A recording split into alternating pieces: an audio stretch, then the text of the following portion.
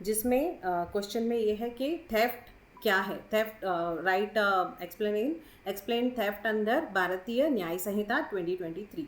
तो उसका कैसा है कि 2023 theft is an offence against property, क्योंकि सबसे पहला सेंटेंस हमारा ये होगा कि वो ऑफेंस अगेंस्ट पर्सन है, अगेंस्ट प्रॉपर्टी है कि क्या है।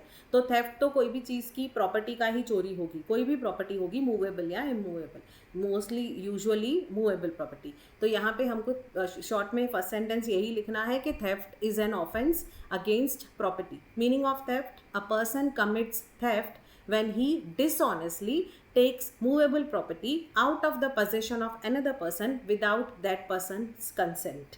तो ये जो चीज़ें हैं ना, इसी को ही फिर असेंशियल इंग्रेडिएंट्स में हमको लिखना है, क्योंकि पहली बात तो उस पर्सन के कंसेंट के बिना होगा, सेकंड उसकी पोजेशन से हमने अपनी पोजेशन में ले लिया तभी वो थेफ्ट है, और डिसऑनेस्टली लिया है, ऑनेस्टली तो नहीं लिया है तभी वो चोरी बोली जा रही है।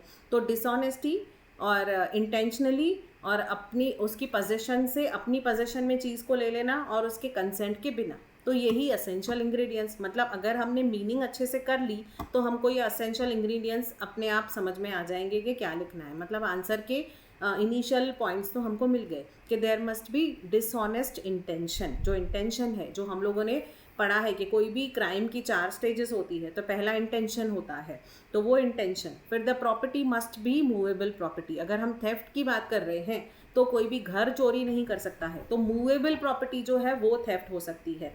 The property must be taken out of another persons possession, उसकी पोजेशन से दूसरे के पास आ गई। It must be taken without consent, consent के बिना है, ऑब्वियसली उसकी परमिशन लेके लेंगे तो वो तो चोरी होगी नहीं।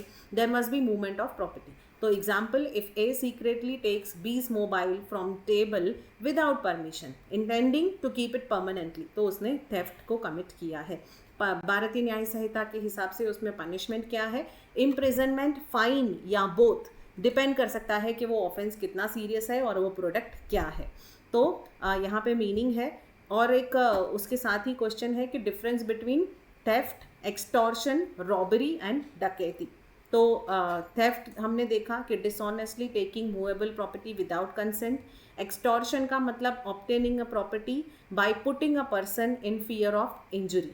तो एक्सटॉर्शन कब होगा, जब एक पर्सन को हम लोग उसकी प्रॉपर्टी ले रहे हैं लेकिन उसको डरा के, उसको इंजरी का डर दिखा के, या तो तलवार दिखा के, बंदूक दिखा के, उसको कुछ भी इंजरी का डर दिखा के अगर किसी से प्रॉपर्टी ले रहे हैं तो वो चोरी नहीं है, वो एक्सटॉर्शन है। रॉबरी क्या है, एग्रीवेटेड फॉर्म ऑफ थेफ्ट और एक्सटॉर्शन इंक्लूडिंग इन्वॉल्विंग वायलेंस।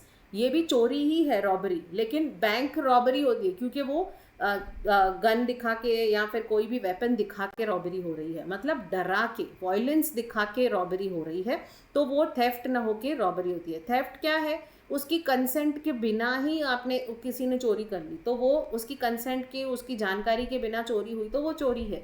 लेकिन उसको डरा के उसके सामने ही चीज़ लेके जाना तो वो रॉबरी। लेकिन उसको डरा के उसको मारने का, फियर ऑफ इंजुरी बता के उसकी प्रॉपर्टी ऑब्टेन करना, तो वो हो गया एक्सटॉर्शन। और डकैती, डकैती रॉबरी ही है, लेकिन 5 या 5 से ज़्यादा लोग जब रॉबरी करते हैं तो उसे रॉबरी ना बोलकर डकैती बोलते हैं या डकैती बोलते हैं। तो रॉबरी कमिटेड बाय 5 और मोर पर्सन्स टुगेदर इज डकैती। इसमें विदाउट कंसेंट है, यहाँ पे कंसेंट है, उसको बता के एक्सटॉर्शन में उसकी कंसेंट ले के उसकी चीज़ें, प्रॉपर्टी ली जाती है। और प्रॉपर्टी टेकन यहाँ पे फोर्स से लिया जाता है, मतलब खींच के लेके जाते हैं रॉबरी में। और डकैती में भी फोर्स से, लेकिन वो ग्रुप होता है 5 और 5 से ज़्यादा लोग। यूज़ ऑफ फोर्स, यहाँ पे कोई फोर्स नहीं है क्योंकि वो चोरी है। फिर fear of threat is use, यहाँ पे फियर और थ्रेट यूज़ हो रहा है, मतलब उससे डरा के या उसको धमका के जो चोरी है वो की जा रही है। फोर्स, वायलेंस और फियर इज़ यूज्ड, तो फोर्स यूज़ किया जा रहा है, वायलेंस यूज़ किया जा रहा है रॉबरी में। और डकैती में फोर्स और वायलेंस बाय मोर और 5%, 5 या उससे ज़्यादा लोग, जो हमने ऑलरेडी देखा। इसमें 1 और मोर, इसमें 1 और मोर, इसमें मिनिमम 5 होंगे तो ही आप डकैती या डकैती बोल सकते हो उसको। यहाँ पे बेसिस क्या है कि जो थेफ्ट में क्या होगा, वो खुद ही ऑफेंडर जो होगा हिमसेल्फ टेक्स द प्रॉपर्टी, वो खुद प्रॉपर्टी ले रहा है, अपने लिए चोरी कर रहा है। यहाँ पे विक्टिम जो है delivers property due to fear, यहाँ पे जो विक्टिम है वो खुद ही दे देता है कि उसको चाकू दिखा है तो वो अपना सोना अपना चेन खुद ही दे देगा। यहाँ पे प्रॉपर्टी वॉयलेंटली ली जाती है। रॉबरी में, बैंक रॉबरी अगर होती है तो वो वॉयलेंस के साथ, हिंसा के साथ उससे प्रॉपर्टी ली जाती है। डकैती में प्रॉपर्टी गैंग जो होती है वो वॉयलेंटली लेती है, वॉयलेंस के साथ वो प्रॉपर्टी को लेती है। नेचर ऑफ ऑफेंस जो है वो लेस सीरियस है। यहाँ पे मोर सीरियस देन थेफ्ट है, थेफ्ट से तो ज़्यादा सीरियस एक्सटॉर्शन है, और रॉबरी तो उससे भी ज़्यादा सीरियस है, और डकैती तो सबसे ज़्यादा सीरियस है, क्योंकि 5 से ज़्यादा लोग गैंग में मिलके अगर कोई बड़ी चोरी कर रहे हैं तो दैट इज़ डकैती। एग्जाम्पल, स्टीलिंग अ बाईसाइकिल सीक्रेटली तो ये थेफ्ट हो गया। Threatening a person for money तो ये एक्सटॉर्शन हो गया। रॉबरी क्या हो गया? Snatching money at knife point, चाकू की नोक दिखा के उसका पैसा स्नैच करना इज रॉबरी।